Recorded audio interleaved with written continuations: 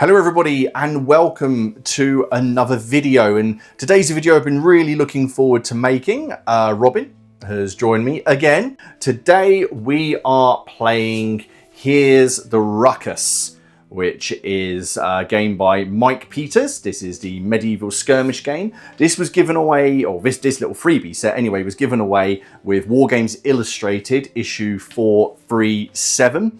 Now this is a medieval skirmish game. This version is primarily aimed at being set in the Wars of the Roses. So as you can see, we have set up a lovely little village here, which we are going to have a scrap over and demonstrate the system. This is actually our first game. We've both read the rules.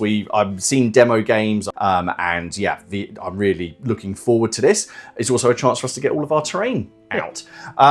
So what we're going to do, we're going to roll through what the scenario is. We're going to roll through our Retuins that we've brought to the battle, and then we're just going to get on with it. So this is going to be sort of a learn to play along with us. We're not going to sit here and say this is exactly how you do everything, but because I'm sure we'll get things wrong. But we're going to you're going to learn at the same time as we are, and hopefully it's going to be a laugh. I've got to say a big thank you to Mike Peters, who's been a big supporter of the channel and of Ragged Staff Minis as well. I've been chatting with Mike for quite a long time now, and it's been really great to see how this game has come together and also how it's been accepted by the wargaming community.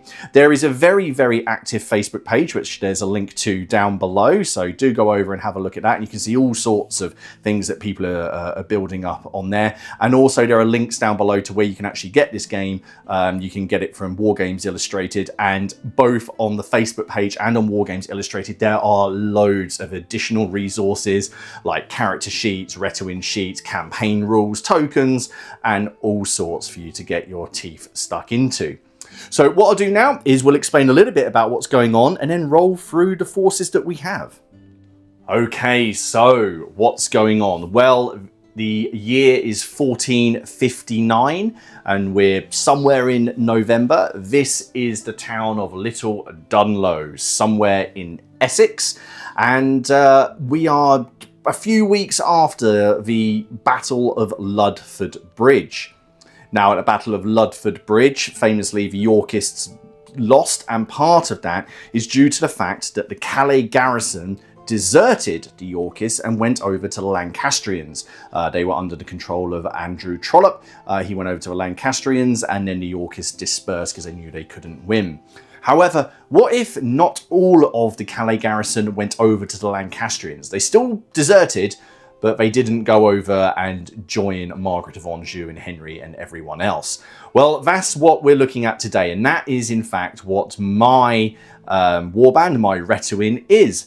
So the leader of my warband is a captain by the name of Nathaniel Cobb. He fought in France. This is obviously entirely fictional, and he was a captain of a company of archers stationed at Calais, and he took part in actions at the end of the 100 Years' War. He also has been there when the Earl of Warwick has been there, and the Duke of Somerset, and all of the ongoing feuding there. He then came over with Andrew Trollope, and then he was fed up of the all this sort of factionalism and decided to take his company of men and one of the pennants of the Calais garrison, and he has absconded. He has now gone back to his home county of Essex, along with his brother and sort of some of his retainers and some people he's picked up on the way. And they're looking out for themselves as a group of mercenaries, but they still wear their livery of the Calais garrison, sort of with pride. It essentially gets them free drinks. On the other side, we have a group of French mercenaries who are led by a chap called Sir Raymond Vicieux, Raymond the Vicious. He is a French knight who has been sent by the French king to help Margaret of Anjou and the Lancastrians, and also report back to the King of France. Now, importantly, he was present at the Battle of Castillon in 1453. He's also been leading actions against the English wherever he can in France, because they still very much want Calais back. Now, he has crossed swords at some point with Nathaniel Cobb, but they don't know that each other are back in England. He's brought over some of his retainers and a whole load of crossbowmen to help him in his cause. So we'll roll through the forces and what we've got, but essentially we are playing the scenario that comes free in the freebie rules here, and it's called Get Off My Land. Robin, do you want to roll through what the scenario is and what we're going to do? Yeah, so it's, as I said, it's the core scenario, as it were, in the book. So you start off with, there'll be 3 objectives across the board. So we have the well in the very centre of the board. In the centre of town. Then we've got the barrels are marking this point here. Behind the inn. Behind the inn. And then there's a cart over this side as well. So they're in a line across the centre of the board. That's right. And as you can see, Robin has brought along quite a few villagers. So here you can see the guys digging the midden pit behind the burger's house. We've got the inn over here. We've tried to make it look like a realistic town or village that could exist. So there are plenty of civilians and sheep, and there's even a priest over here giving a sermon to some goats.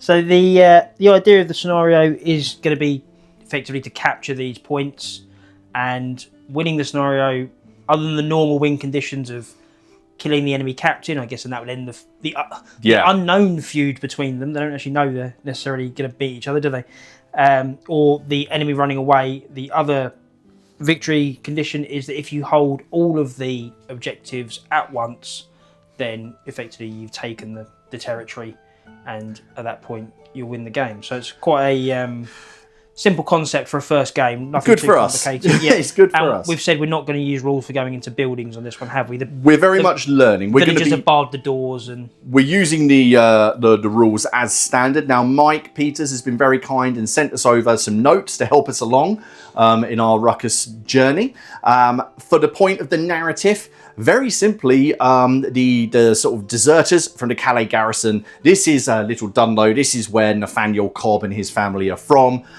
They are sort of moving around and looking at going and seeing if they can offer their services to some lords. As they approach the village, they notice that there are some rather sort of mysterious looking armoured guys with crossbows and purvey shields, and it's a chance meeting, and we're going to see who walks away. So what we're going to do, we're going to run through our Retuins, let you know who the characters are, what their skills are, and what they've brought with them, and then we're just going to get stuck in. Okay, so to kick things off, this is the deserters of the Calais garrison. So my captain is Nathaniel Cobb. Now, all of the captains in this game have the same stats, which you obviously get in the rules. Now, importantly, there's no points in this game.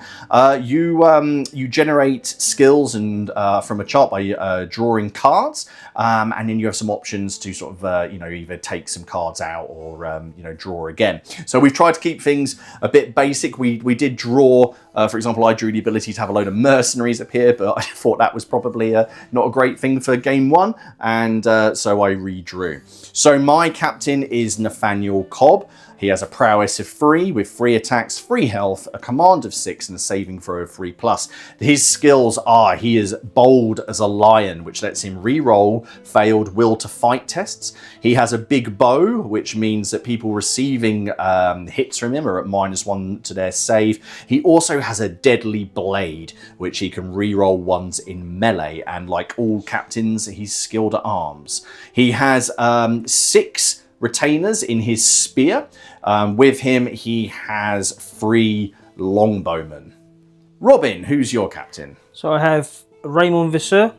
Same as Nathaniel Cobb, he's skilled at arms, as all heroes are.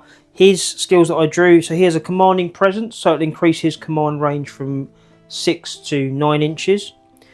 He's also born to hang, so the chance of actually killing him are lessened. He's more likely to get away and eventually be captured by the authorities. He essentially has feel no pain. Yeah, so his final wound, based on a 4+, he'll survive and fight on with 1 wound. That's how he's lived so long and survived so many battles. And he also has the wild swing ability, so rather than using the skill at arms ability, which lets you do various things in combat, he can hit harder but with a bit less skill. Excellent. My second character is the Squire Richard of Higston. He is carrying a banner, and his banner was torn down from one of the pennants that the Calais garrison had at Ludford Bridge and taken with the deserters, and they feel that it basically brings them luck. He has the Wild Swing ability, a bit like Raymond on the other side, so he gets +1 melee dice if he basically ignores the fact that he's got some skill.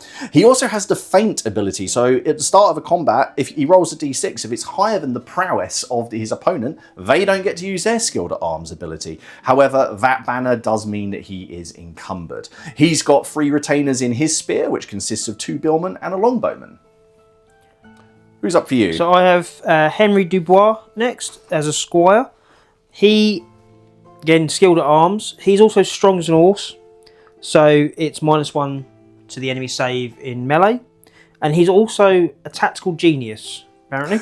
So it allows me, at the start of the game, I'll draw one of the Divus Alarmus cards. Which are essentially event cards. Events that can also might swing things in your favour. His spear is made up entirely of 3 crossbowmen who have pervases as well, so they're slightly encumbered and won't be doing super agile things like leaping over walls or leaping from buildings, etc. So he will be commanding them.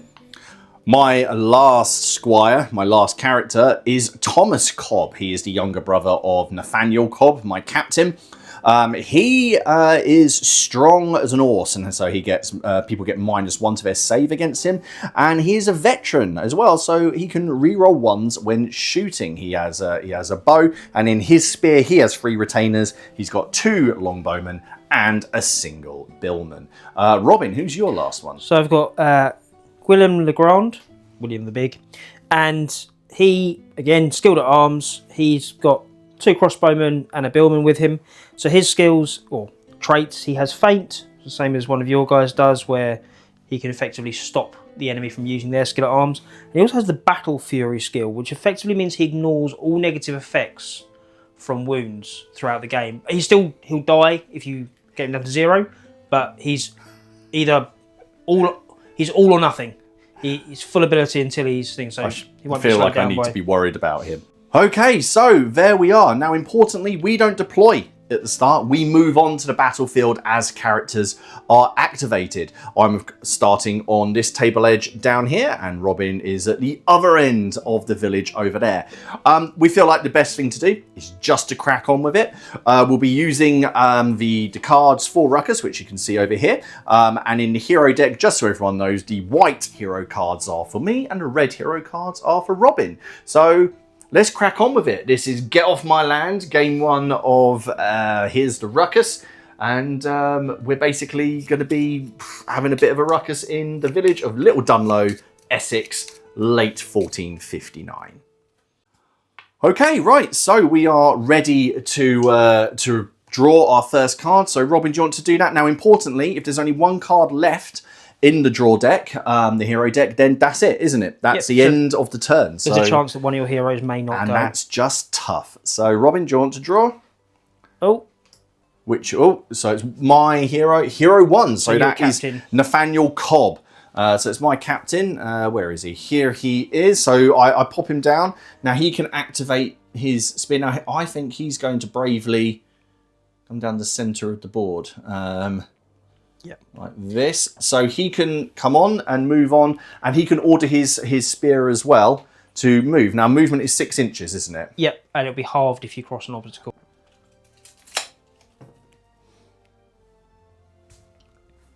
Okay, so there he is. Nathaniel Cobb has come on in the animal paddock. We decided to push all these bases together, and then when they move at the end, they'll move as one big lump.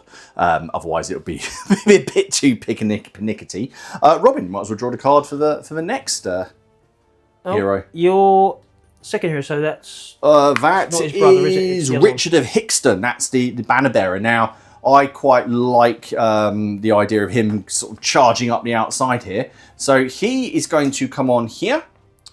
He is carrying the banner that they've bought with them. So he counts as encumbered. So he's going to come running up the board here. So they're going to make it up to that rough ground.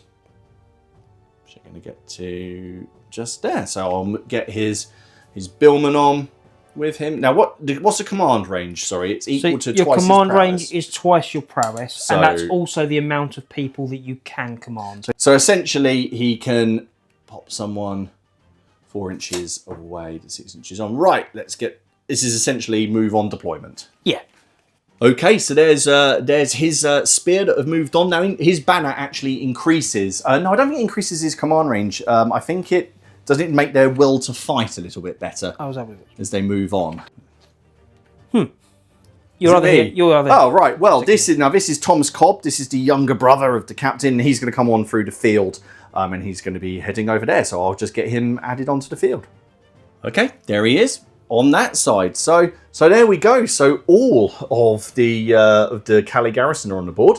Let's see what Robin's going to get next. So, but importantly, you could end up a bit unstuck here. Potentially, I could end up with one hero, not... Oh, so... No, my captain at least is coming on. Is this Raymond? Raymond, yeah. Okay, where are you going to bring him on? So... There he is in his shiny-looking German or Italian armour. He'll be coming on... He's coming on down the road. Okay. I hope you appreciate the coat of arms I created for him, not on all those purvey shields. That was a... I never want to have to do that again. Right, the next card out is... That's weird. We've shuffled this deck a lot, and we're ending up with... So, Hero 2, so Henry Dubois. Yep. Where's he going to come He's going to come on over here through the... So Lichen obviously doesn't count as just... No, the Lichen is just... Is nothing, it's just there. Just there. They can push their way he's through going that. around the end of the hedge. Okay. So that they can't move and shoot, so I need to get into position. So interestingly in this as well, so Robert, this is where our warbands different. Even though we have the same number of sort of retainers and the sort of makeup, you know, we've got 3 billmen, 6 shootists. My longbows can move and shoot, but they can move 3 inches and shoot. Or if they stand still, they get to shoot twice. The crossbows can't move and shoot, but they hit hard. Yeah. So that's where things are a little bit more sort of at odds. So next card, who have you got? A cunning plan. So we're going to have a dice off. So we dice off for this. And whoever wins will draw a card from the cunning plan deck. If it's a tie, then no one gets one. So no, so you I get a cunning plan. Okay. Do I have to announce this or do I keep it to myself? No, you keep it yourself. So you can either play it immediately, you can keep it to interrupt the turn. If it's not used in this turn, it goes back to the bottom of the deck. So it's a single use. Okay. Excellent. I'll keep that. And then it's, my hero. Well, I'm going to play my cunning plan, which is a forfeit. Play it on an opposing hero. Roll a d6. If the result is higher than their prowess, they can do nothing this turn and cannot give orders to their spear. So you're playing this on Willem Legrand. So he has a prowess of 2. So I guess prowess of 2. So 3+. Yep. No, so he can't go this turn. So he's doing nothing. So does that mean there's only one card left? There's one card left, which we don't pull. Okay. So that's... is there an end of turn sequence? There is. However, obviously... Not a lot's gone on, so I imagine we're not going to be... We're just going to be seeing what the sheep do. You would be... So we would take tests for characters that are feckless. Okay, we have no feckless characters. That's a matter of opinion. Then if the retinue is wavering, we would take will to fight tests to see if they wish to carry on or they run away. We'll return any unused cunning plan cards and shuffle the hero deck, which we'll do in a second. And at that point, we would also check for victory, obviously. Do that. And then we advance the turn count. Oh, we can do that. We can do that, yeah. So on a d12, because you're going to be we're playing 6 turns plus d6 turns. Okay, there we go. Right then, should we just roll for the people? Let's have a look. Where's the priest going? He basically just walks over here. Then we have in town, we've got the labourers. They're going that way. They've seen Raymond coming. They're going to go and see if he's got any money. The guy next to the well. Oh, he's coming this way 5 inches. That was okay. And then the herd. Are they going to get in your way? No, they just move out the way. They go out the way. They make life very easy, so they're just moving over ever so slightly. Excellent. Cool. Right then. Okay. Right. We'll shuffle up and get on with turn 2. Okay. So turn 2. Right, Robin. Do you want to draw the first card? Who is it? White armour. That's me. Hero 2. So that is Henry Dubois. Oh, he's the one who came on over in here. the middle with the Okay. with the crossbowman. So what's he going to do? So, while Robin works that out, line of sight in this is true line of sight. Essentially, if you can see someone, you can shoot at them, as long as the cover in the way is like man size. So someone could hide behind that well, and you wouldn't see them. But if someone's behind, say the wall, then absolutely you can shoot at them. There'll just be some modifiers. There's mechanics for do you hit the wall instead later on. But for sight, in this case, you can see them. So he is going to. So at this point, I will have to command some of my people first, otherwise I might move out of. Yes. Range. So I've got a 6-inch range. Has he got all archers? Yeah. Oh no, I've got a 4-inch range. Sorry, haven't I? Yeah. So has he got all archers? Yes, all. So he will get them to. Okay. Move up. They've got a 6-inch move. Oh yeah. 4-inch range, 6-inch move. Yep. That's him done. Excellent. Next card then. This moves very quick. It does. Oh. William LeGrand. Oh, where's he going to come on? Oh, he didn't come on last time. I stopped him. You stopped him. I mean, you got quite a lot over there. Yeah. Something over here. Yeah, I'll come on here. Yeah. Over here. So it's just gonna. I mean, he can. Yeah. So I'm going to. I'm going to put him down. Yeah. And then I'm actually going to get the billman to sprint ahead. Okay. Which is a gambit, isn't it? It's a movement. Movement gambit. Yeah. So. Movement gambits. Before performing a movement gambit, then I make a risk roll. If I roll a 1, then I'll have a slight mishap. Okay, all right. So he's for the first spearman. No, so he's fine. So basically, with sprinting, he adds 3 inches to the base. So he's going 9 inches. So I'm going 9 inches, and you can't run in hard terrain. So he's going to be running up to. He's running up to the hedge. Yeah. Okay, so that's your leader. Oh, yeah, that's not him. It's not him. Okay. Meant to be there he is. Yeah. So there's that. Sending the billman ahead. Yeah. Then he's going to send. Now these guys are encumbered with their crossbows, so they and can't phases, ever do movement gambits. You're not jumping across ravines carrying. That's fair enough. And then is he going to sprint? Yeah, he's going to sprint up to it as well. Okay, go for it. So anything but a 1. Pretty much. There we go. That might end up being the name of the battle report. I can see. Anything but a 1. Yeah. Or just encumbered. Right. Right. Next okay. card. So next card. Cunning plans. We're dicing we off. dice off again for this. Your turn. Diverse Alarmist. Draw a card from the Diverse Alarmist deck and follow its instructions. Oh, nuts. This could be good or bad. Hard going. Place this card immediately. Place a 4-inch square of hard going terrain anywhere on the table. Can't be placed where there is characters. So, effectively, we're going to have a bit of boggy ground. Well, I can find some. I think actually I've got some scatter that's going to work. Okay, so Robin popped down some blocking terrain there. A cart has come in and just shed a load over the backyard there where the builders are working. So yeah, next card, Robin. Your captain, Nathaniel Cobb. Okay, so what I'm going to do, just to keep things a little bit easier, he's going to hop the fence. So you'll cost half your movement. So it'll be a 3-inch move. Yep. These two are going to hop the fence, and he's going to run up the inside of the paddock. Yep. Okay, so you can see there, they are there. Look, Nathaniel can see into the square of the village. Robin, who's next? Hero 3, so Nathaniel's brother, isn't that? Yep, that's down here. So they're going to do the same. They are going to sort of start making forward, but this is all hard going. So that's 3 inches as well, isn't it?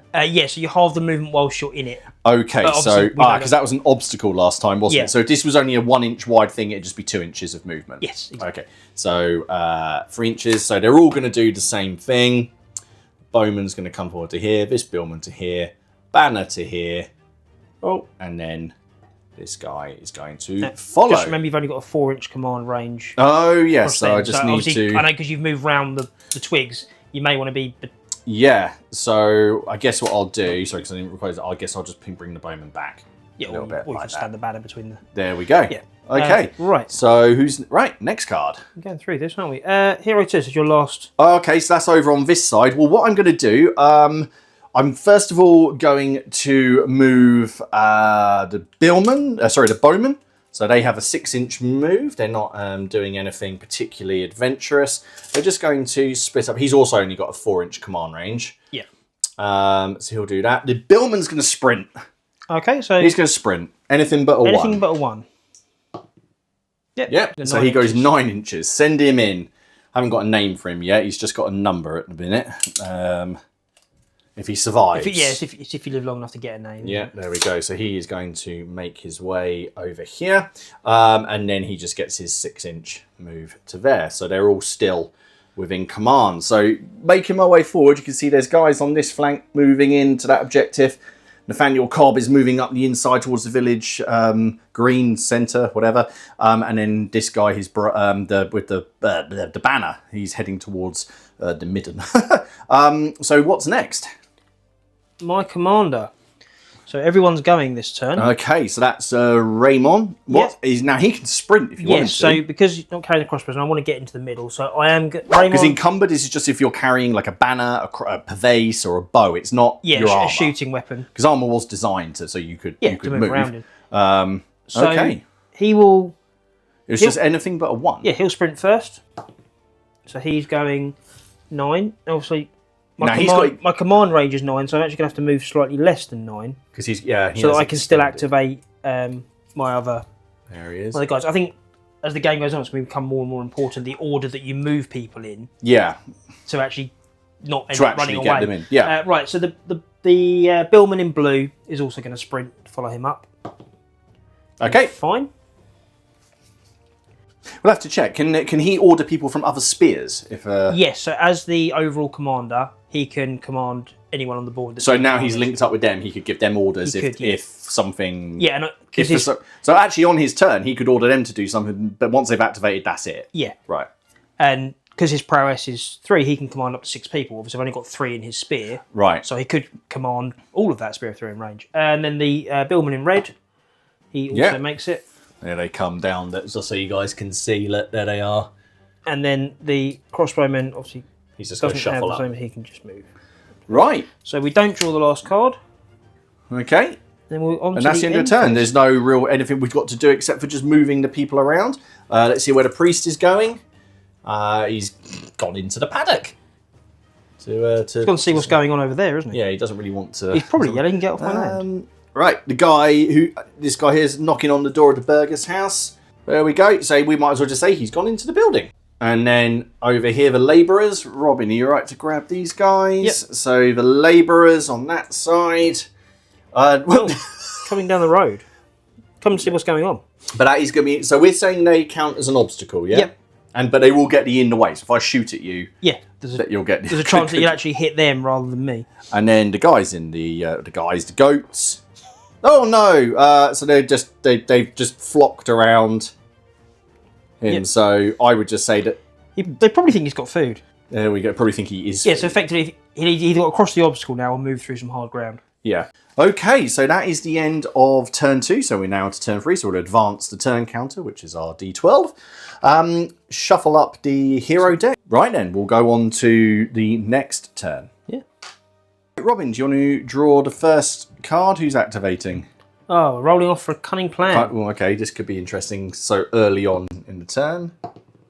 It's you. It's me. It's for me to know, isn't it? Okay. Right, in that case, draw another card. Oh, my second hero, Henry Dubois, so my commander of my crossbowmen. Oh, this could be interesting because you're going to be bringing them out ahead of your billman. I am... all 3 of them are just going to be moved out and around. Yep. And he's going to move straight across. Okay. So he has...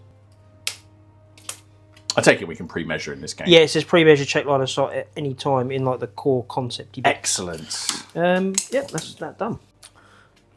Oh, your bannerman. Oh, no, that's him over here. That's him over there. That's him over here. So, right. So crossing. So if I move up to an obstacle, if you just cross the obstacle at any point, it halves your. Oh, I see what you're saying. So do I move up to it and cross it, or I just can't on that kind of a move because it's so far? Yeah, because it's out. Yeah. If I just check the...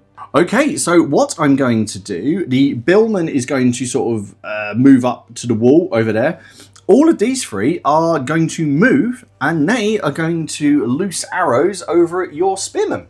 Yep. Over there. They can move up to half. Yep, so they're going to do a 3-inch move, and they're all going to have a poke at him. Okay, so Thomas Cobb has moved up here with his 2 archers. Now, I suppose I'm probably meant to do this one at a time, but for ease of filming, it doesn't seem to make much difference at the moment. That's how we've done it. So we've measured the range, and they are 22 inches away. from that blue spearman there. So these 3 archers are going to loose their arrows. Now, that means they're going to be at long range. So they're both all going to get, 1 dice to hit. So they are hitting on sixes.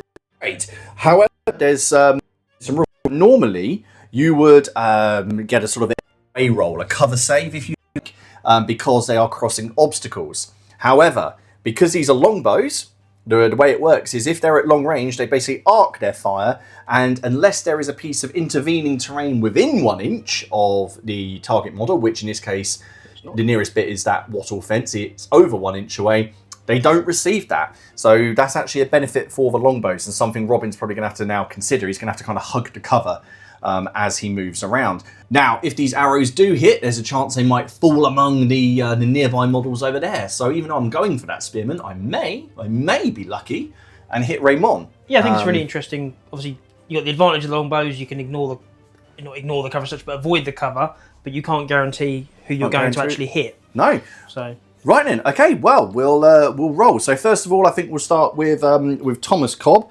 So he's got he has a. I don't think he has anything. No, other than the fact he has 3 attacks. No, Thomas Cobb. He's a veteran. He can re-roll 1s when he's shooting. Oh, that's good, because any 1s are always a mishap. So that's like bowstring snapping and things like that. Right then, we'll get started. So we'll start with Thomas Cobb. Needs 6 to hit. Cobb to shoot. So he's got 1 dice, and I'm hitting on a 6, but I can re-roll 1s, which is good because that means I won't get a mishap. Hilarious. Okay, so I get to re-roll that 1. Oh no, so no mishap. I might as well roll for the second archer, so he hits on the 6. No, and then the other archer hits on the 6. No, so they all missed their shots. Okay, so that's it for that activation. So next card. Yeah, my hero number 2. That's down here with the banner. Now they're all in sort of rough terrain. So they are actually. I mean, I am just going to continue here. He's going to move up to there because he's not going to be able to clear it. No, because you'll only have this turn. 3. And these guys are all going to do the same. Okay, there they are. These labourers are wondering what's going on. Next card. Oh, we're rolling off for a cunning plan because there's 2 of those in the. In the deck, so like 1-5. No, so no, nothing happens. Where's that go? It just doesn't. So if it's tied, which I quite like because it just means they're not coming out every time. No. Okay. So on to the next. Next card then. My commander. That's me. Oh yeah, that's me. That's Nathaniel Cobb. Now, I just want to check. So I think I'm going to be in range. Robert, do you mind just measuring for this? So what is it about that? It's so 24. Is he in range?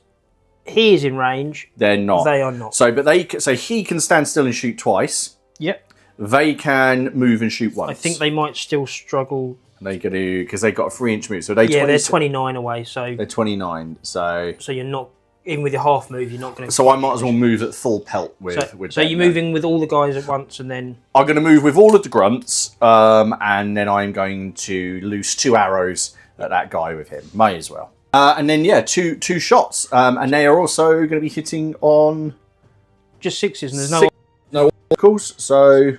Oh, actually, the peasants count as well? Yeah, we said they did, yeah. So I guess it could... Well, no, because it could just hit him, couldn't it? You'd roll to because I've got the professor anyway, haven't I? So... no, he doesn't. He doesn't, no, that's just a way of... But you might hit. Recognising him. So, yeah, it's not a trait, it's just it might... I'd roll to see if it hit that peasant instead. 2 shots hitting on 6s. On 6s, cool. That's no, and... No. Okay.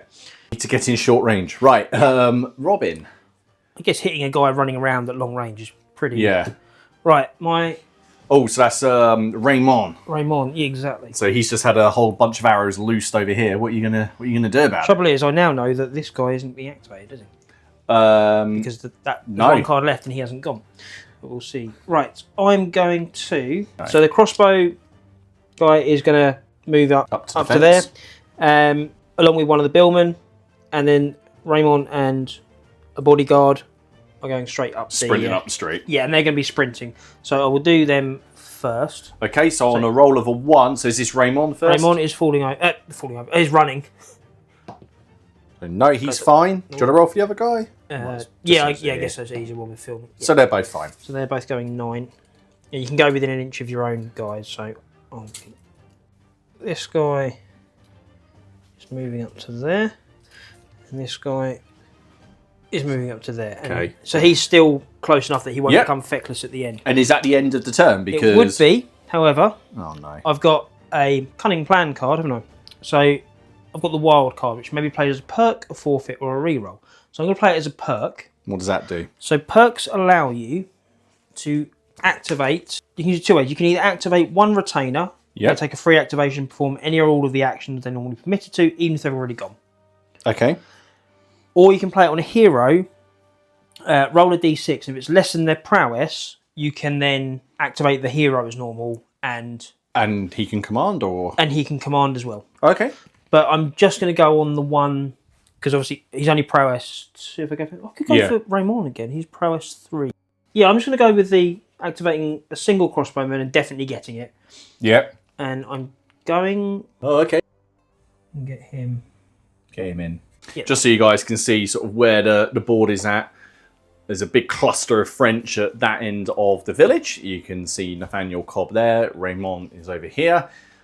Pushing up over here. And yeah, and then over here, obviously, there's just a whole bunch of arrows which are getting loosed. So is that it now? Is that the That is it. So the last card, obviously, which we didn't draw just to show would was be right, would be that hero. All right. Now, end phase, so we check for feckless.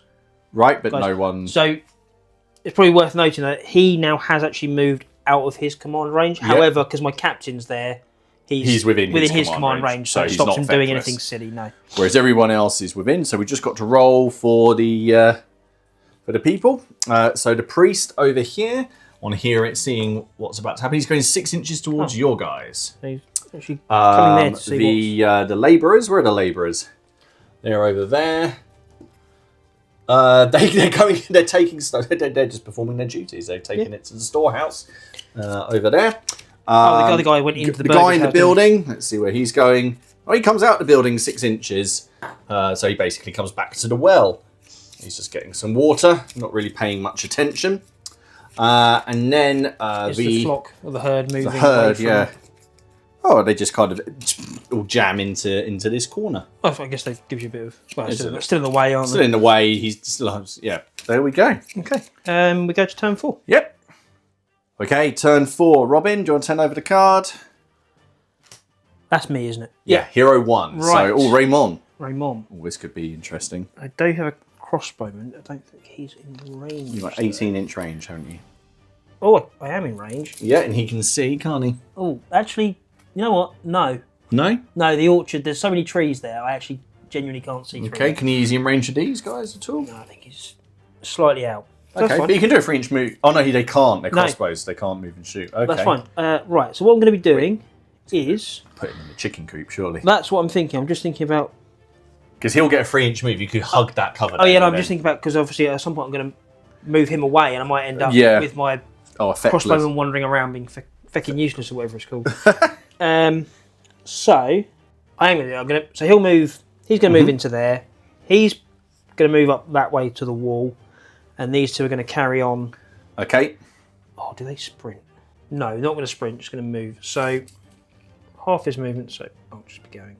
So he's going to be up against popping into there, yep. Tall fence. He will be... Oh, I forgot about that one. Going to there. So now he will get that cover bonus. Yep. And these guys are going here. Are they going to sprint? No. Not going to risk it. Not going to risk. Not going to risk falling down in front of all the archers. And also, just about in command range. If I don't sprint, I'm still in command range. Okay. So you're not going to get any shooting, but right. Let's see who's getting next. Into position. Ah. Oh. Yes. William the Tall. Who's obviously now having an argument with the priest. Oh yeah. About whether or not they should be there. Oh yeah. It's wondering why there's French people climbing through his shrubbery. Exactly. So. I'm just moving forward, so they'll be hopping the hedge and going down, and they'll be moving up to the hedge. Yep, so they won't go through it. So it cost me 3. Okay. That was it. That was quick, yeah. Okay, next card. Oh, my hero 3. That's over here. That is Thomas Cobb. I'm going to make a pincushion out of that buildman, I think. So first of all, my billman here, he's going to hop over into... Oh, I guess I could do this in any order, can't I? So remember, obviously, if you move a long way away, you're going to end up being... Yeah, so what I'm going to do, I'm going to... Yeah, he is going to hop into there. And these guys are going to... Can you just check the range for me? To the building. Are they within 12? Yeah. No, but if you move half, you will be. Oh, yeah. No, it's just I was thinking if I was within... that he is. They're not. He's not, and he's not. He's just like okay. Well, what I'm going to do, these guys are going to take a 3-inch move and lose some arrows, and he's going to lose 2 arrows. So four shots, okay? Yep. And 3 inches should get them to the wall, I think. Yeah. So I might as well do the movement. So there we go. He's going to shift up to there. He's going to shift up to here. He's going to go into there. And yeah, then I'm going to loose the arrows. So starting with the guy who's getting loosing 2 arrows there. So he's within 12 inches. So he's hitting on a 5. Yep. But you are going to get because I'm not at long range. So it might be an obstacle. You're going to get the in the way. Yeah, I think because I'm that close to now, even if you were at long range, I'd still be... Yeah, you get because I'm actually ducking behind the wall rather than... Just standing there. Okay, and then these guys only get 1 arrow each, but they hit on 5s as well. Yep. Okay, starting with the guy who's getting... Okay, starting on the one who's getting 2 arrows. The first arrow hitting on a 5 is a miss. Second arrow is a miss. That wasn't very good. We'll do the other bowman first, and then we'll do the character. So the other bowman hitting on a 5. No. And now Thomas Cobb. No. So they all missed. Okay. Fair enough. Okay, so that was unfortunate, but I am going for the objective. You've got to be in base to base. Within 1 inch. Okay, all right. So next card then. Riding off for a cunning plan. Okay, could do with this. No. Okay, it's yours. All right, next card. Oh, Henry Dubois, my cat. That's me. Oh, I keep thinking that's me. That's me. Yeah. So that's over here. So these guys, I'm just going to hop into the. I've got to remember, I keep thinking that it's the workers who are the objective. It's not. It's the cart. So it's a 3-inch move into there because this is all hard going terrain, basically, isn't it? So that's going to be 3. They'll get 3. And then other guys will effectively get 1.5. So essentially, they're just going to hop over and get a base move away from the wall. Yeah. So it's going to be. You want to take all the movement you can because moving the inch and that in this game, I think, matters, doesn't it? Yeah. So. There we go. So now they are in the. In the midden. Yep, there we go. Next card. Oh, well, another cunning plan. The only trouble is when you get 2 cunning plan cards come out, that means someone's character is not. 2. Ugh. Oh, I'm considerably more cunning than you. You're very cunning. You're cunningly not getting into combat. The only thing is, though, when they come out, that means we know at least one character is not activating. And it's you. Because that's me. Okay, so it's Nathaniel Cobb then to activate. Now we're getting so close. We're going to do things properly, and we'll go through each characters and resolve their actions before the next one takes place. So what he's going to do, he's going to order this archer to take 2 shots at Raymond. He himself is then going to move and shoot. Because I don't need to announce the target, right? No, so you just do 1 character at a time, as long as they're within command range. He's going to loose 2 arrows at Raymond. Nathaniel himself will move and shoot, and then these 2 guys will move and shoot. Yep. So the 2 at Raymond are both 2 dice hitting on 6s. Yeah. Okay. No. You get a 1 though. I did get a 1. So how does this work? So you need to now roll 2d6. Yeah. And if you roll the turn number or less, then it's a calamity. Okay. Failing that, it's just a mishap. Okay, and it's turn 4. Yep. Is it turn 4? Yeah, it's turn 4. Okay, so 2d6. If it's less than 4, it's not. So it's just a mishap. And he gets a mishap token. You get a mishap token. Okay, so something that we've just realised, and it's just us getting our terms mixed up. As we say, this is a learning game. Is you don't have to announce what everybody is doing when the character activates, essentially, or when the hero activates his spear. Essentially, he gets to activate, and then you just do them all one at a time. That means that if someone is shot and killed, the next person doesn't have to. They could do something different. It also means that your character can then move back into command range of someone and then activate them. Yeah, basically, I mixed up the word hero and character because a character is every single model is its own character. And the hero. I was thinking of the leaders as characters. They are heroes. So you There we activate go. each character. But there we go. That's why we're doing it. So he loosed 2 arrows and he missed with both, and he got a mishap. So he's got that token. Now he can't do anything until he gets rid of that token. Yep. So effectively, his next action has to He be snapped a recovery. bowstring. He's going to get one from a sheep gut that's in there with him. Next one. So what Nathaniel Cobb is going to do, he is going to move closer 3 inches, and then he is going to loose an arrow at Raymond because he doesn't like him. He's seen him. He's recognised him. I don't think I'm in. Am I in 12? Yeah. So you're now at short range. So Hitting on a 5. and there's no chance of you accidentally hitting the guy next to him. No? Oh, no, because that's only at long range. Only at long it range, happens. yeah. So hitting on a 5. I want to get this because he's pretty good if he does hit someone. Oh dear, oh dear. Can't he reroll? Oh, no, he can't reroll ones. No. So I guess roll to see if it's a calamity or just a. No, it's not a calamity. It's just a mishap. Okay, so he's got. It's not good. All of them are getting mishaps. So this archer is going to move up next to him, and he's going to loose an arrow at Raymond, also hitting on a 5. Come on. No, but at least he didn't break his bow. Yeah. And you've got one guy left, haven't you? The guy at the back, he's going to move up, but he's going to loose an arrow at the billman. You can see why these guys weren't the creme de la creme of the Calais garrison. So am I within 12 of him? I think I've got a clear. Oh yeah, I have. Yeah. Yeah, I've got a clear. Yep. Okay, so hitting on a 5. Hey, Well, okay. you know I'm giving you. So what happens now? There's no sort of in the way roll or No, because you're at anything like short that? range. There's no chance of you accidentally. So is hitting it the just wrong guy. straight to an armor save? Okay, so it's a 4 up or he's dead. Oh. Okay, so nothing bad happens. Just Yeah, there's no. He doesn't get any markers next to him. You either kill it, you either hit him, or you. okay. So there we go. Right, who's next? Oh no, it's the last card. However, So, I am. have you got another? I've got all kinds of things going on. Play this card. So this is from my tactical genius at the start of the game. Oh yeah. Play this card if your hero card is the last one in the deck, which I'm assuming it should be. Yeah. Activate that hero before the turn ends. Oh, okay, so you. All right, so he's getting sort of. So Henry Dubois is still getting to go. Is that the archers? That is the crossbowman. Oh, the crossbowman. So, these guys are going to have to move up because I know that we're not going to be in range. Yeah. So, they're going to Plus there. they've got people standing in the way. They're only my people, that's fine.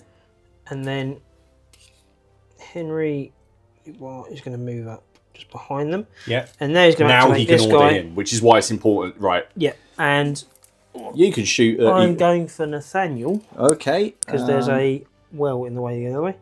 So, I'm in range. Yeah. What range are you at? What's the long range for a crossbow? Is Over 9, so I'm over at long 9. range. Okay, so you're hitting on a 6. Yeah. However, I have a cunning plan. Oh no. So I have a re-roll. So Yeah. I can re-roll all the dice on a single test. Okay. No. Okay. Right. There's no reload in this for that. I know there is for like handguns and things like that. However, I do have another cunning plan card. What? Okay. If you were as cunning as me, Clearly. cunning as a fox. I have another perk. I have the perk card that I drew again. So one retainer may take a free activation, perform any or all the actions, or you can play it on a hero. I'm going to play it on a hero. Are you going to move him out of the way so that loads of crossbows now can... I mean, pretty much, yeah. I'm going to... You're going to run up to the well. I know what you're going to do. You're going to go and hide around this side of the well, aren't you? So I'm going to play it on Raymond, Yeah. but I do have to roll for that. Okay, what do So you it need says to roll? prowess or less, so 3 or less. 3 or less, okay. No, No. that's annoying. Take that. Should have kept my Raymond, reroll. I should have kept my vicious. reroll one for that. That Yeah. would have been... I mean, I like that's just changed very quickly. I like that. All right then. So we end a turn sequence. Nobody. I shouldn't be feckless, so I measured it in No one's feckless. You got your chap Yep. over there. Is he Yes, within? no, he is. He's within 9. Other than trying to bend the tape measure around the tree, Yeah. he is within 9. That ability he's got is really coming well. I've got no feckless people because he's within 6. I'd say your archers might My be archers are pretty feckless. They're pretty annoyed. Right then, we'll get ready for next turn. Okay, so just before we start the next turn, there's just a couple of little housekeeping things. One, realised that obviously archers can sprint. Encumbered doesn't stop you sprinting. It's actually particular to pervases. That's something to do with the encumbered rule. They just can't take movement gambits. People with bows are encumbered, but being encumbered doesn't stop you taking movement gambits. So I could have run up here a lot quicker. Also, we've just learned something about the purvase, which is essentially it has a rule for the crossbows, a rule called rested shot, which gives him +1 to hit because they rest their crossbows on the purvey shield. It's worth noting, if you don't have a purvey, if you've got a handgun or crossbow, you can still, and you're standing next to a piece of terrain, So, like like, a wall if he was or a armed fence, with a crossbow, or even that guy over there, you could do that anyway. It's just I'm carrying my own wall with me. You're mobile wall, right? So let's go for it then. Turn 5. Turn 5? Who's the first? Oh, it's you. I know that's you now. Yeah, that's me. Right now. Okay, here we go. So I'm going to move, and Would you like to know how to claim the objective? Yeah, is there actually a way to do this? Do I actually have to do something? So to claim an objective, more of your characters within 1 inches of an objective of the marker than the other person. Okay, all right. Well, what I'm going to do first of all, I'm going to see if this archer can see your billman. Okay, so first of all, I'm going to move this archer 3 inches. And then I am going to loose an arrow at your billman, which you can see there. If we just draw a line there, you can see on the road. This guy here? Yep, we can draw a line. He can see him, but there will be... Yeah, because you're going kind of... Under well, I'm going over a wall. I'm going over a wall under a tree. And the wall's not actually... So I am over 12 inches away. Yeah, so that's 6. But you won't... Oh, no, you won't count. So you're firing over the trees, aren't you? Yeah. So still a 6, but if you hit me, you actually hit me or the guy next to me. Or the guy next to you. So 6 to hit. Yeah. Nope. No. Okay. One day, one of my arrows will strike home. Then this chappy here, because it's only 3 inches, because it's the move through it. We'll go to there. And then this chap is going to move next to them, and then this billman is going to move next to them. So they have claimed that objective. The objective in that area of the board. So they can now wait to see what the dastardly French are going to do. Robin. Oh, well, we'll see how dastardly we are. We're going to roll off for a cunning plan. Oh, come on. It's because I'm dastardly. You just established that. Okay. On the downside, again, that means the hero's not going. There's not going to be a hero, yeah. Oh. Ah, brilliant. That's Nathaniel Cobb. Right, so how do I get rid of these mishap tokens? I just spend the entire turn. Yeah, when you activate that model, they do a recovery action which gets rid of a mishap. See, now this is where I might end up with someone feckless because... because Nathaniel's the one who... He's got a 6-inch range, isn't he? He has a 6-inch range, so he's fine. So both of the... So he's going to take a recovery action back here. Yep. Nathaniel is going to take a recovery action. And then... Yes. I'm going to loose... Well, this one here, this archer here, is going to loose 2 arrows at Raymond. Yep. Okay, so he's hitting on a 5. At last. Oh. Right, and there's no chance of it hitting the wrong guy because you're at close range. So it's just... So it's just going to be his armour, but I think he has to save a 3+. He does have a save of 3+. I don't think longbows do anything else. No, may just... Yeah, I don't have anything that affects that. So it's just a 3+ save. Yep, so he saved it. Twangs off, probably hits a villager somewhere behind and then the second arrow, though. Oh. No. So the other guy is going to do what he did before. So the billman in red. Yeah, shoot at the billman in red. So 2 shots, hitting on 5s. No. No. Worst longbowman ever. Right, Robin, your turn. Well, no, it's not. It actually is my turn. Right. Oh, it is. Now we're getting choppy. But I need to be careful the order I do things here, because I know I'm only just on... Yeah, not going to be in range to charge, are you? No, but I could actually do the thing. You know, remember the rule? The mission. Yeah. The objective. I could go stand near that. However, what I want to do first is I'm going to I can activate up to 6 people. Yeah. Within my command range, can't I? Yeah. So but they can't be activated again, can they? No. But I means I can start... Oh, I guess because they're probably not under any threat. But I might not get that hero card out. True. And also you could combine it now and get me before I get you. Exactly. Right, I'm going to go over here first. Okay. So I'm going to activate this crossbowman, who's going to shoot at the guy straight ahead of him. Not my guy. Yeah, this one. Oh, my character? Oh, yeah, that's the guy straight ahead, So you're going to take a rested shot, but I've got he's going to be in the way. Yeah, well, I get the in the way anyway, because it's only... Yeah. Longbows that ignore the terrain. So I'd be getting a block shot anyway. Okay, cool. And even just from the wall in front of me. So you're actually hitting on a 4? Because you're at short range. I'm at long range. Oh, you're at long range, so you're hitting on a 5. I've only got 9-inch short range, so I'm hitting on a 5 because I'm 6, but +1 for being...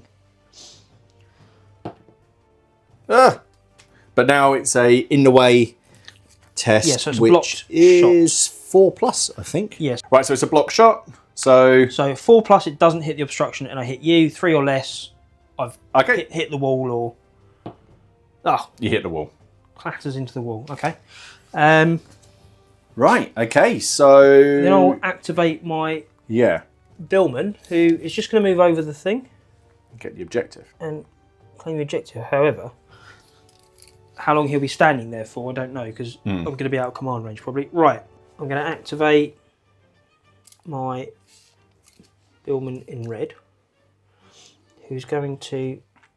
Oh, do I sprint? He's going to sprint. Mm-hmm. So anything but a 1. Anything but a 1. Good. You're fine. So he's going to go 9 inches. Is this not going to put you in the way of your crossbows if you get them out next? Potentially. Right. Then, so I've activated 3. Let's activate some crossbowmen as well. So I'm going to activate this crossbow here. Yeah. Because it's within 9 inches. I think it's Captain's Prerogative or something it's called, isn't it? Yes. Yeah. He can get them to do stuff. So I'm at long range. Oh, you're going for the middle guy. Yeah. Okay. So hitting on a 6. Yep. No, you're hitting on a 5 because he's got +1 for a rested shot. Rested shot, yes. I'm going to re-roll that with a cunning plan. Okay. Yes. Right, so it's just a save then. It's 5 up. Yay! That's a 6. So crossbow. Oh, they just reduce full plate armor saves by 1. So I think he'd say, no vassal. No one has any wounds or anything yet, but I think that's probably going to change very swiftly.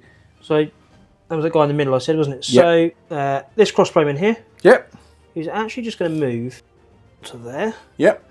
Yeah, so it should be 1, 2, 3, 4, 5. Yeah, because you don't count himself, do I? So then I'll activate this crossbowman here as well. Get a bit closer. Okay, they're spreading out. So is it an action to swap to your melee weapon?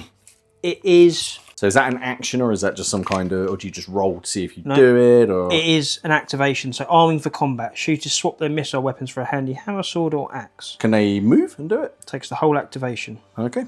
If you're attacked during that activation, you count as encumbered. Okay, all right then. Okay, so that's that was Raymond's activation. Who's next? Hero 3. So this is over here finally. William. Right. Talking to the priest. Right. So I'm just going to need to move up. You've got that. So I'm going to get my Billman to sprint. That's all right. Yeah, go for it. Oh. No, I'm not. Oh dear, no, you're not. Right, roll. So 2d6 less than 5, and something terrible happens. No, it's just a mishap. I'll get you a token. Give me a green gem. Okay, boots falling off. Oh, I think I still get to move. I just don't get the sprint. Is that right? Or do I stand still? I do my basic move. Yep. And then I stumble. So I get my basic move. And at that point. Yeah, that makes sense. He tried to push himself a bit too much. Or he got his polearm stuck in the tree, which is what's actually happening. In. It's quite cool because you can see them from this side of the village as they come through. I'm going to... My 2 crossbowmen are just going to hop the hedge. Yep. So that'll cost half their movement. And then this guy is also going to try and sprint. Okay, so anything but 1. No, he's fine. So he's going... So there. Cool. Right, next card. Well, your hero 3. My hero 3, that's over here, that's Thomas Cobb. How's charging work? You just roll it's just a D6. You have to do the will to fight test. Oh no, it's only if you're reluctant. No, so there is no will to fight test, I just charge. Yeah, that's what I was going to tell. Charging. Character can declare a charge if the enemy character is in line of sight and move distance taking into account. You're going in a straight line. I mean, I might as well actually just shoot you first, to be honest. Yeah, that's true. Yeah, before you see what... So do the objectives count as cover? No. Okay. Does that mean... Well, we're saying the well does. So I think we should. Yeah, fair enough. I think we should. So, all right. First of all, this archer at the back, he's going to loose... Actually, no, this archer at the wall, he'll loose 2 arrows at you. So he's hitting on 5s, but you'll get the in the way test. Okay, so I might as well just roll them together. Hitting on... Oh, you need to roll one at a time. Oh, one at a time for mishap, yeah. No, second one. No. The archer at the back will now do the same. He's still within 12. He's definitely within 12, yeah. Yeah. First one, he's going for a 5. Oh, no, 2d6 less than 5. It's fine, but that's still a mishap. In that case, Thomas Cobb is going to shoot. Yeah. So he's hitting on a 5. And that's it. So he missed as well. Oh no, he gets 2 shots. He hasn't moved yet, has he? And he missed that one as well. Okay, so now it's on. I'm going to charge. I'm going to have my Billman charge you. This will be our first combat. Yeah. Okay, so there's a couple of little things just to sort of sort out before we get on. Both of our retainers here have the trait Skilled at Arms, which is described in the rulebook here. And essentially, during the combat, at certain points, we can decide to thrust, parry, or fend, which will give us, you know, different bonuses. Thrusting, you can reroll an attack dice. Parry, you can force your opponent to reroll an attack. And fending, you can roll like an extra dice, but you can't do any damage. And it's just a certain order in which we have to do things. So first of all, my guy has charged him. If there was someone who had the support trait that Robin had nearby, they could move in, but they don't. Nope. We should both say that both these guys have the support trait. So if there was another Billman nearby, he could move in. The defender is Skilled at Arms. Do you want to use fend? No. No? Okay. So now we basically both get dice equal to our attack attribute. And then, yeah, that's 1 each. Okay, so this is one of the things where Ruckus actually differs from a lot of games, which is that this combat is potentially going to be worked out over 3 sort of mini rounds. In the first round, characters hit on a 4+ and they can use their skills. In the second round, they hit on a 5+ if someone hasn't been killed or if the combat hasn't broken away, and they can still use their skills. In the last round of combat, people hit on 5s, but they can't use their skills because they're getting knackered. So you can just sort of have a bit of a back and forth. So first of all, let's just keep things simple. We're both hitting on 4s. Robin has decided not to fend. And yeah, whichever, we'll see what happens. Okay, so I'm looking for a 4. Yep. And so we both got 4s. So we both got a hit. So attacker and defender adjust any roll, results or reroll dice according to description of any skills. So it's at this point now that as the attacker is skilled at arms, I can decide whether to use thrust or parry to do so. I'm going to use parry. I'm going to force you to reroll your dice. So I'd like you to... Oh. So you've now... Yep. And now if you're skilled at arms and you haven't used fend, you can decide whether you want to thrust. So if you want to thrust, you could re-roll again. Or if you want to parry, you can make me re-roll. No, I'm going to thrust and try and... Yeah. Okay, so there was proper back and forth there. Determine hit simultaneously. For each successful hit, the target makes a save roll. If the defender chose to fend, he negates it. So we're both rolling save. So we both need a save of 4. So we could kill each other. So my save is fine. Robin just has fallen. So Robin's man has fallen. That's it. That's it. He's if one combatant causes more wounds to their opponent than they receive, they win the round and become the attacker in the second round. But he hasn't got more than 1 wound, so he's taken out. There we go, and we have a casualty figure to pop down to show him. So there we go. Right, that was quite cool. I enjoyed that. I enjoyed it less. Oh no, yeah. So there we go. It's now. I've got that objective. That was my activation. So see who's next. Cunning plan. Oh, here we go. Okay, there's another one. Means someone's hero isn't coming out, doesn't it? Oh. Yep. Come on. I think apart from one, you've won every single one of those. Okay, well, I'm going to be playing this perk straight away. One retainer may take a free activation, perform any of the actions they normally permitted. I'm going to be activating this crossbowman. Yeah? You're not going to charge with that one? No, I'm activating the crossbowman. Yeah. And I'm shooting him. To shoot him. Okay, so you're going to be hitting on a 5. No, you're going to be hitting on a 4 because it's a rested shot. Yes. So hitting on a 4, you're going over an obstacle, so then nobody in the way. Yep. I hit. So you hit. So you roll for this. 4+, it's fine. Yep. Yep, I have a save of 4. But it's full plate. It's only full plate it. And I'm fine. Oh. Okay, and that will be the end of the turn. Okay, so that's the end of the turn, yeah?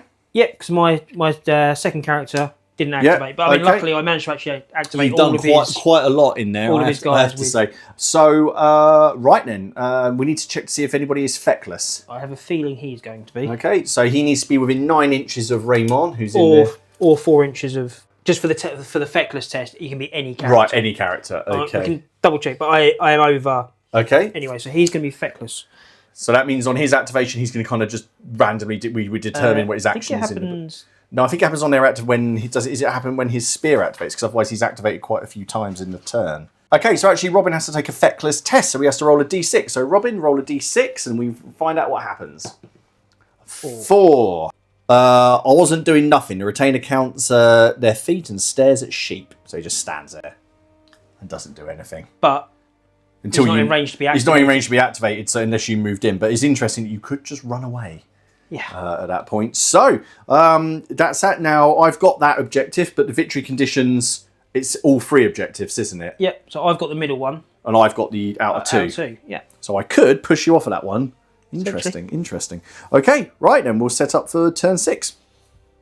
Right then, there we go. So it's turn 6. Now at the end of this turn, we are going to roll to see how many turns are left in the game. So currently, just so everyone can see, I hold this objective over here, and I hold this objective over here. Robin holds the central objective. After this turn, we're rolling a d6 to see how many more turns we play, and it's whoever holds the most objectives at that point who wins. If anyone holds all 3 at the end of a turn, they win, or if the enemy commander is dead, they win. And our commanders are getting very, very close over here. Right then, Robin, who's going to be first?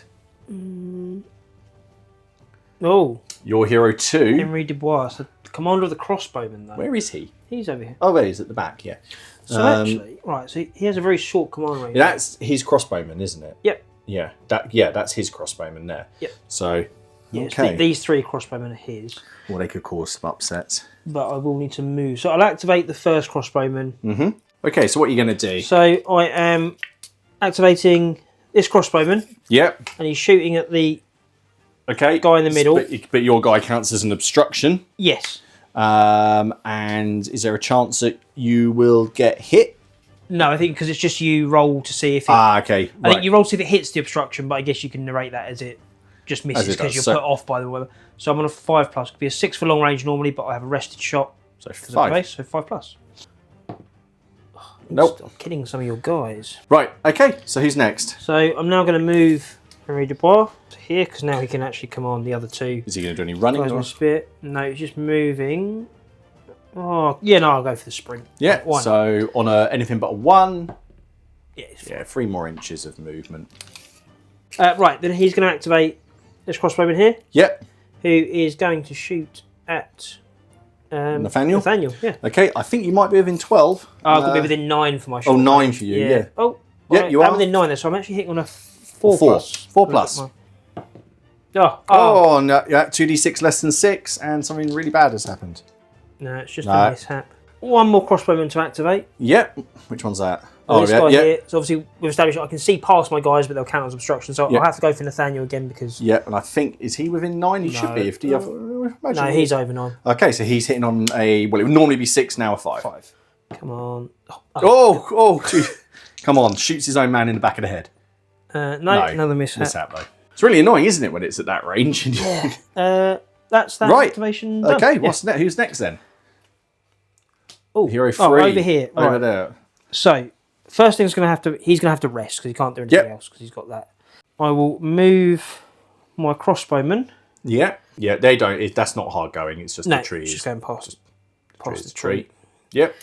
And that one's going that way. What's the other chappie going to do? He's going to come sprinting up to the wall. I have to be careful because trouble is I end up being out of command very quickly, don't I? Because I only got a 4-inch. Yeah. So I am going to sprint. I'm going to sprint. Okay. This way.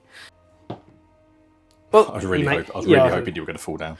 So he makes it to the wall. So, come on, lads. Okay. Excellent. Right then, next card. Cunning plan. Oh, here we go. There's another roll I can lose.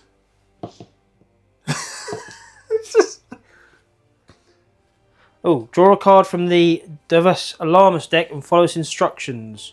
Well, this could be good or bad. Come on. Is it a play straight away? No. Oh, okay. Right. In that case, then let's just see who's next. Your hero 2. Hero 2. Oh, that's the banner. Okay, so yes, this is Thomas of Hixton. I don't know what to do first. I think we are actually going to do his bit first. So I've just measured this out, and I just wanted to check I can do this, and I can get over the wall next to you and essentially charge you, walloping you. Now I am encumbered because I've got the flag, but I don't care because I've got things that I can do. Okay, so there we go. Thomas of Hickson is taking on, which one is this? William Legrand. William de Grand, William the Tall. So we've got to get this right. So first, so before this combat, don't we both have the feint special rule? I've got feint, and I believe you do as well. So we both roll a d6, and if it's higher than the enemy prowess, you can't use your skilled at arms. So I'll roll a d6. What's your prowess? It's 2. So if I roll higher than a 2, you can't use it. Yeah. So no skilled at arms for you. But you also have this, so no skilled at arms for me. That's fine because I wasn't going to be doing that anyway. I'm going to be taking a wild swing with what I have. So can I take a wild swing with the banner? I'm actually going to use the banner to beat you to death. So I can't now. I now can't choose to fend, can I? Because no, you can't fend. So we just get our dice. By feint, you actually mean you just blinded me by throwing a banner over me as you jumped over the wall? But yeah, just chuck it on his head and then jump on you. Yeah. So we both get our attack dice. Now I actually get +1 for wild swing, so I'm getting 3 dice. I get 2. 2, but I am encumbered, so I believe I get -1 to hit. Fight with a -1 modifier to their melee dice. Yes, or to their melee dice. Yeah. Is it to but hit? Is that to the when it says the dice? Is that to the rolling of the dice? So there we go. So I am hitting on 5s for the first round with 3 dice, and Robin is hitting on 4s. Cool, go for it. 1 hit. 1 hit for Robin. I'm hitting on 5s. 1 hit for me. We don't have any skilled at arms or anything like that, so we're both taking a save. My wild swing doesn't sort of do anything for the. No, so both are 3+. Yes. Yeah. Save from Robin. Save from Nathaniel. So we go to the next round of combat. So as we're just rolling a dice to see who is essentially the attacker. It's still me. It would only matter for sort of using the skill at arms rule. But obviously that's not happening, but just to keep the flow of things going. Right, here we are. So we're in the second round. Now we hit on 5s. So this time that means I'm hitting on 6s with my wild swing. So here we go. No hits for me, but you're hitting on 5s. Oh, 1 hit. 1 hit, so I've got a single save of 3. That's a save. So we're going to the third and final round where we are still hitting on 5s. We couldn't use skill at arms anyway. If one combatant causes more wounds to their opponent than they receive, they win. If it's tied, then each is a pushback separated by 1 inch. So here we go. So I'm hitting on 6s again. No, Robin is hitting on 5s. No, so we just battered each other senseless a little bit, and then we back off. And I guess now I could charge you again. Right, so that's a bit unfortunate because I've just realised in doing that I've been a bit short-sighted, which means these two are now at command range and can't do anything. So what I'm going to do is this guy's going to move up, staying next to the objective, and just move to there. And that's the end of his activation. Who's next? Oh, cunning plan. Here we go. Look, another one that I can lose. You roll first this time. Okay. Oh. Come on. Okay, what's next? Or is that the last card? No. Your commander. Oh, good. That's. Okay, so I think this is at a point where I need to be slightly sensible. Nathaniel Cobb is going to switch to his melee weapons. Hang on a sec. So he's going to put down his bow and draw his deadly blade. So because he gets to reroll 1s in melee once he's doing that. I'm going to play this as a forfeit. What does that mean? So. Oh, I did that to you, didn't I? Yeah, you did. So that archer on the end can't do anything. Can't do anything. Okay, that's fine. Nathaniel Cobb is going to switch to his melee weapons. This archer here is going to shoot 2 arrows into that guy in front of him. First arrow is a miss. Second arrow is also a miss. He will shoot at that same guy. Yeah. Same guy. He's got the fence and everything in it, so there'll be an obstruction. Yeah. 2 shots though, hitting on 5s. No. No. That's it done, yep. Who's next? Last card. Your hero 3. Okay, that's over here. So I think that's where I can do things. Do a little bit more over here, I feel. So he's going to have to. See, he's going to end up feckless, isn't he? So that's really annoying. Well, yeah. Because I need to recover. Yeah, so you'd have to activate him first, but you're going to end up leaving him behind if you. Well, I might as well because there's a chance he won't run off. So I'll activate him. Then I'm going to activate Yeah, so I will activate Tom's Cobb, who's going to hop over that. I just realised they can't do the 3-inch then shoot, because that's a 3-inch move then shoot. It'd be a 1.5 inch, wouldn't it, and shoot. And this guy's going to do the same. That now puts him in his command range. Yep. He is recently just going to move up to cover. Okay. Now I know that means I've technically lost control of that objective at the minute, but I'm holding the objective on the other side. Yeah. Maybe that's a bad plan because we're rolling it in. I'm not going to do that. I'm going to stay there. I'm going to stay there. That's it. And annoyingly, my captain isn't going this turn. No. Oh, good. It's the card that's left. Good, but now we. There is going to be some fecklessness. Right. So we got to. Yeah, there's going to be a lot of Well, I've got 3 feckless people. Yeah, I've got more than that. Okay, right. Okay, so let's have a check. So my feckless people here, we've got to do the test and see how people... Is it alternate between... between players taking feckless tests. So I'll start over here with this guy who's now become feckless in the field. So on a roll of D6, let's see what happens. He runs away. Like that. This guy has just had enough. Off he goes. That is pretty fitting for the Caligari. Seeing as what your warband is made up of. Yeah, they're made up of deserters and ne'er-do-wells. Right, so it's your turn. Right, so I'm going to start with my crossbowman over here. Is that the crossbowman in the sort of hanging out by the hen coop? Right, okay. Yeah, he won't be. Right, okay, so you roll a d6 and 4. He just stares at the ground. Stares at the ground. Okay. Right, now I'll do my feckless. I'll do the billman first. 3. So he stares at the ground. Stares into the shit. Stares at, just stare. He's looking at the midden. Which one are you doing next? Right, all 3 of these are going to be feckless. Okay, that'd be amazing. They just abandon him. I'll start with the crossbowman there. Okay. A 5. He moves towards you. As my lord commands, a retainer moves towards their spear's leader. As soon as they're back in command range, they cease to be feckless. If their spear's leader has been taken out of the game, the retainer may be moved towards the nearest hero, if having already reached capacity. Basically, he comes in. Right, okay. I've got to do mine, which is the archer at the back there. Come on. 3, he just stares at it. They're all just obsessed. I think it's the smell. It's the smell. And then my other crossbow. Yep. Oh, he's moving as well. Oh, no. Yours are all like, no, come on, my lord. We'll support you. We'll help you. Yeah, because bringing a pervase to a... Bringing a pervase to a banner fight. And then you've got one more. And then my billman. Oh, he's dead. He just stands there. So yeah, the 2 guys who definitely shouldn't be in combat are like, yeah, we'll go help. Yeah. That's everyone. That is everything. So he's just about close enough to not be. So we just got a roll for the people. So the priest, wherever he is, I think he's on the other side over there. He stays where he is. The goats over here, not that it matters particularly, stay where they are. The guy in the middle of town, he goes that way 3 inches. He's just wandered in front of your crossbowman. So he'll become an obstruction. And then the labourers at the back who've just delivered their goods, they stay where they are. No one really wants, apart from that labourer. Do you want to roll to see how many turns we add to this? Okay. 2 more. So turn 8 is the last turn. Right.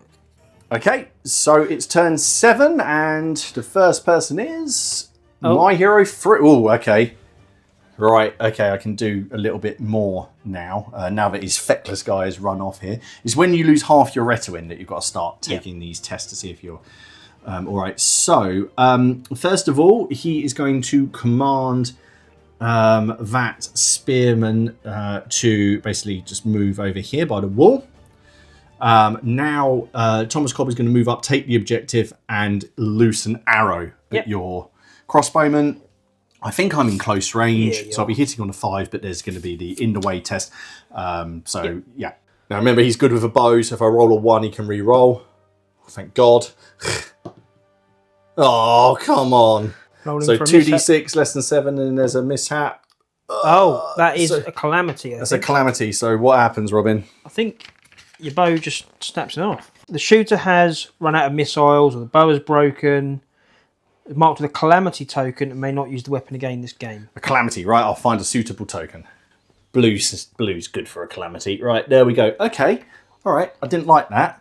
So that's not something that you have to recover to get rid of or anything. No, it's just done. It's just letting you know you don't have. So, but I still got to take an action to get my hammer out, haven't I? Assume he doesn't just drop it. Yes, you still have to arm for combat. Right. So this guy's going to do his 3-inch move and do the same. Yep. Right. So he's hitting on a 5. That's a 6. That's it. Okay, in the way. Roll 4 or more and it still hits you?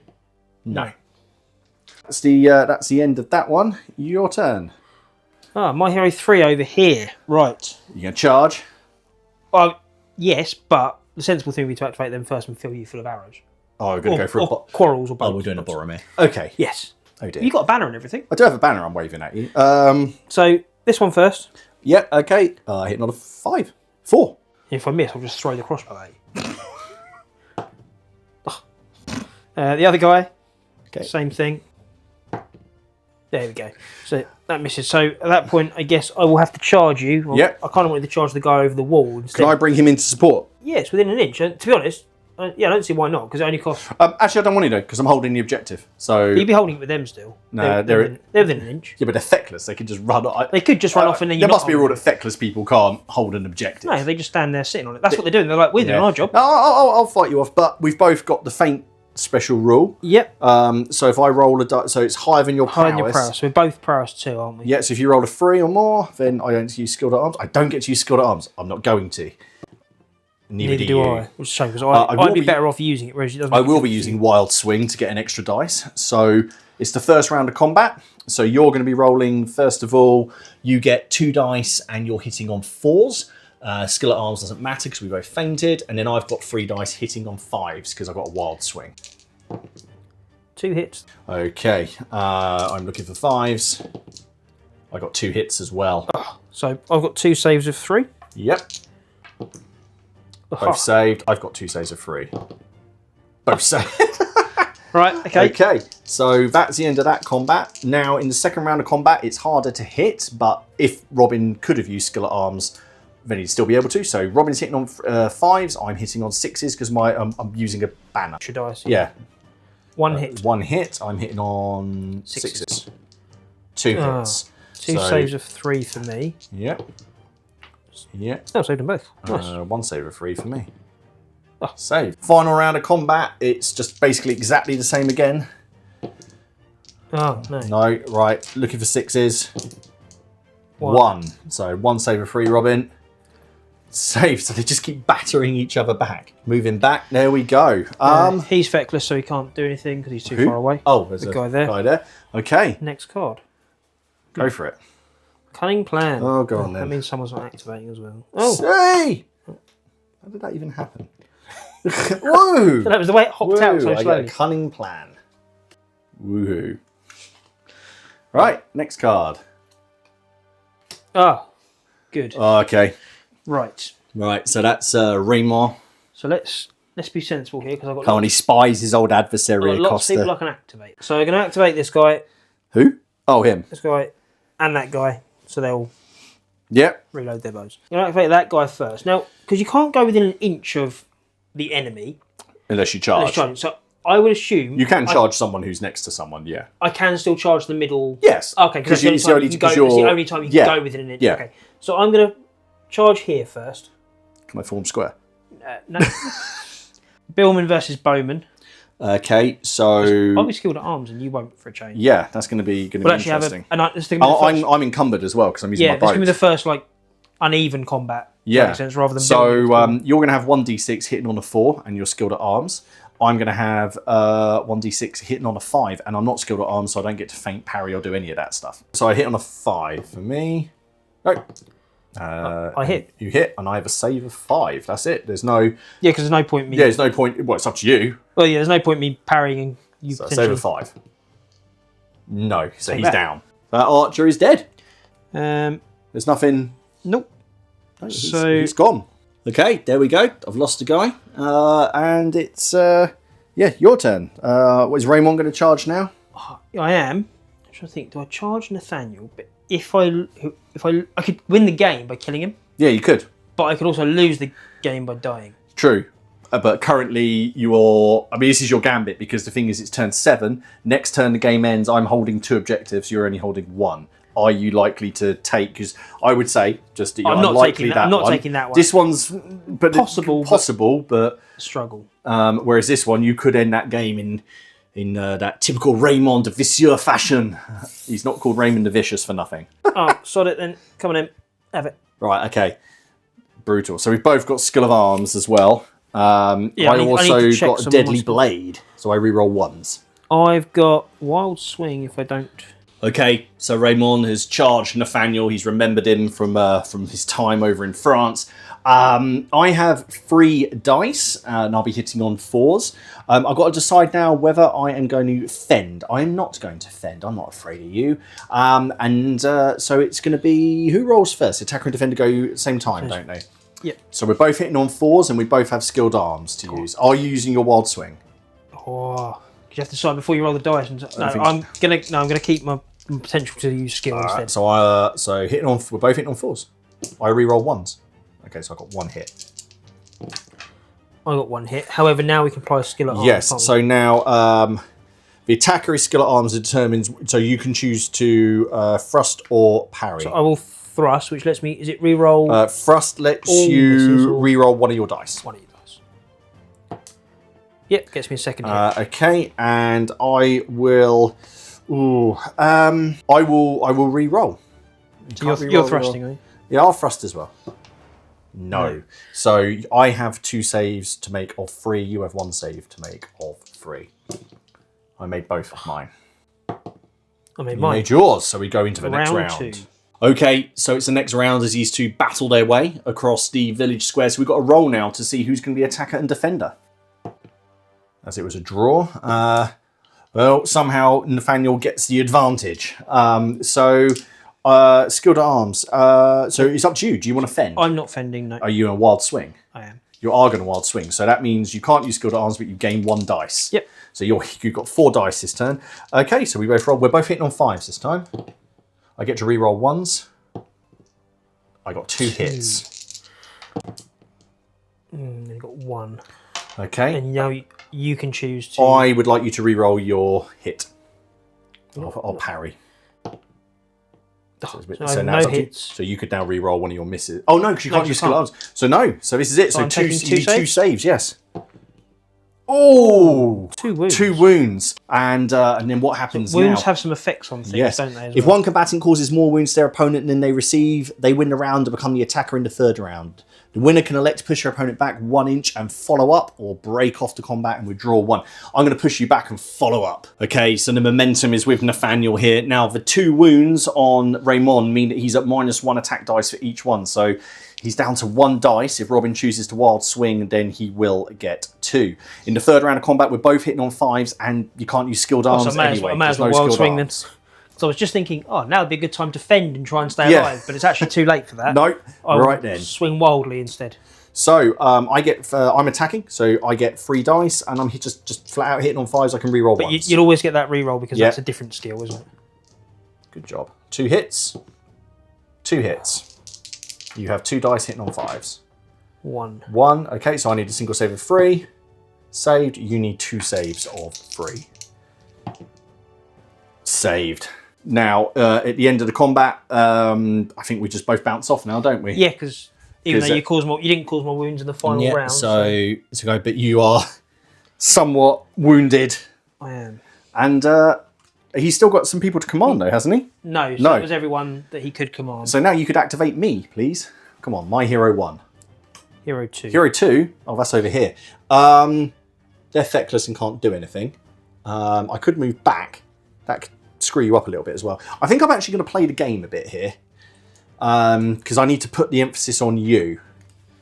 So my guy is going to, hop back into here, which puts him in command again of them. So first of all, this billman is going to move up to support him. They're going to defend their cart full of the midden waste. And this archer is going to move over 3 and take a shot. You could have just shot from where you reckon. He will stand still and he will shoot twice. Yeah, within 12 anyway. Okay, so he's hitting on 5s, but 2 in the wave tests. Right, so first one hitting on 5. No. Second one hitting on 5. Yes. 4 or more, it still hits him. Yes. Oh, it does. You have an armor save of 3. Again. No. Okay, that's that. Next. You haven't activated him. That guy there. I'm quite happy where he is, to be honest. I'm just defending the cart. So another card. cunning plan. Oh, now you got cunning. Okay. Do you give these back at the end of a turn? Yes, so you need to use them if you don't. Okay. Is there only one card left? 2. Okay. Okay. Good. You're. Let's see who it's going to be. It is my hero 2. I'm going to play the forfeit to see if I can cancel that go. So D6, 4 or more. You. You don't get your turn, and that's the end of the turn, isn't it? He doesn't know what's going on. He's just watched Raymond get smashed around, which means I need to give up my other card, which was just a reroll. Yep. Which I didn't use and I didn't even think about. So who didn't go? Oh yeah, you're Nathaniel. My leader didn't go. So that's it, right? Have we got anyone who's feckless? I don't. I do. You do? Got a couple. Crossbowman at the end and the billman in the down. Okay, so you need to take a feckless test for the guy behind the tree over here. So roll a d6. Oh, he's running He's away. off. Off he runs. And then who? Crossbowman in the chicken Oh, the coop. guy in the chicken coop. He's also. He also run off. Okay. Well. Okay. Interesting. Right then. It's just on to the next turn, isn't it? There's nothing else to test. No. You haven't. Neither of us have lost half our Retuins. I've lost 1. You've lost 3. Right. Right. We'll just get set up for what's the last turn. Turn 8. Okay, so it's the last turn. We know that at the end of this, it's going to be resolved. So essentially, Robin's either got to get me off that objective or kill my leader, pretty much. Yeah. So, Robin, who's first? Your hero 1. Oh, are you coming in for round 2? Yeah. Oh, okay. But I've got. But you can drag. We just realised you can drag that. Yes, because it's in the movement section rather than the combat. So you can drag him into I can. fight. But what I can also do first, because I've got a 9-inch command range. Let's command some shooting. So, let's crossbowman into your bowman. Okay, hitting on 5s. 4s. 4s. Oh, is he over 9? Oh yeah, good point. Yes, so you're correct with 5s. 5s. Oh dear. 2d6 less than 8, and it blows up in his face. It does. Yep, that's a calamity, isn't it? That is a calamity. Shooting calamities, that's it. He can't shoot for the rest of the game. You need a blue token. Okay, and then this guy is actually going to shoot at Nathaniel. Okay, so within 9 this time. There'll be an in the way. There'll be test thing. Cool. Yeah. Hitting on 4? No. No. Right. You have an in? Yeah, because no one else can command, and I'm so the support as part of the movement. Yeah. I'm bringing the guy that's within. Yeah. Has to be just within movement distance, obviously. He goes behind him, and doesn't he? Yes, it has to have a support characteristic, and he comes behind. Okay, so he adds 1 dice, yeah? Yeah, in a separate colour, isn't it? Because it can't be. I assume because it can't be re-rolled with Got no skills re-rolls or anything like that. No skilled arms. Okay, right. So I am the defender. I'm going to choose not to fend you off. I've got 3 dice. Are you going to wild swing at me? That's a lot of dice. I was thinking because I'm tempted to try and. Because you get 5 dice in total. Yeah, I'm going to wild swing this time. Yeah, so you're going to get 5 dice hitting on 4s. I've got 3 dice hitting on 4s. If I die, we know it was a mistake. You're attacking, so... Oh dear. It was a mistake. Because you've got no skilled arms, do you? No, apparently not. I'm hitting on 4s. Oh, for God's sake. So with my... do you wish to... You're not... Do you wish to thrust and re-roll any of your dice? I'd just like you to re-roll your hit. Just for the sake of it. You know, so that's 3 saves of 3 I think for Raymond. The support guy isn't at any risk of getting... I think he's just pushed your guy onto my sword. So let's... Well, yeah, 3 saves of 3. I'm being impaled by my own billman. Oh, so close. So close. But when you lose your last wound, he's born to hang. Yes. So what happens here? What's the born to hang? What was that? That was a whenever losing last health, roll a d6 on a 4+. Live on with 1 health. All right. Not today. Not today. Oh, he is dead. Raymond de Visseur has pushed onto Nathaniel Cobb's sword by that helpful billman. That's it, isn't it? Does it end then and there? At the end of the I feel like it might actually end. Is it at the end of the turn? Yeah, or is it, yeah, because otherwise... At the end of a turn, 1 retinue has more than... Otherwise, cause the enemy to flee or kill the enemy captain. That's it. Yeah. There we go. I mean, that got very vicious at the end. So he has fallen. Give me 1 second. I've got the perfect figure. Okay, there he is. There's the battered body of the French commander lying at the feet of the bold, commander of these guys. We're just going to pack this up. And, well, not pack it up, but we're just going to go away. We'll be back with you in a second. And, yeah, we'll just have a little quick chat about the game. Okay, so there we are. That was our sort of intro game for ourselves as well of Here's the Ruckus. Robin, what did you think? What were your impressions of it? That was really fun, wasn't it? That was... I had a good time. Felt quite dynamic. I really like the combat with the 3 rounds. I think that's probably one of my favourite aspects of it. I like that missile weapons aren't overpowered and you weren't just shooting me down in the street, because hitting a moving target is really hard. As when we sort of read the rules, and I was looking at these going, I hope I haven't made these warbands really, the disparity between them will be quite large, because I'm going to be getting twice as many shots as you and you're not going to be moving. So yeah, I agree. I think that it sort of works itself out quite nicely. It would have been nice to hit some stuff earlier on. Yeah. I think potentially all I would have done with this, because we're playing on a 4x4, I'll probably still set up a 4x4 for our village here, but potentially I'd play on it like a 3x3, so deploy 6 inches in, or they'd have started here or something like that, just to get into combat a little bit quicker. 3 turns moving, didn't we, at least? We did, but I did like how the movement worked. I think the activation system with the cards is really cool and dynamic, and I like it because to begin with you think, oh, maybe that'd be quite fiddly, but when you realise that you just activate one commander and there's really not a lot of options for what your guys can be doing, and they need to follow him. We rolled through those very quickly. I love Feckless. I really like that, because it also makes you think about how you compose your forces. So, for example, just to keep things simple, I think we both ended up the same, didn't we? Billman mixed with archers, or Billman with crossbowmen. Well, potentially I wouldn't mix my Billman and my crossbowmen in the sum small, because crossbows need to stand still to shoot, and I want to move up.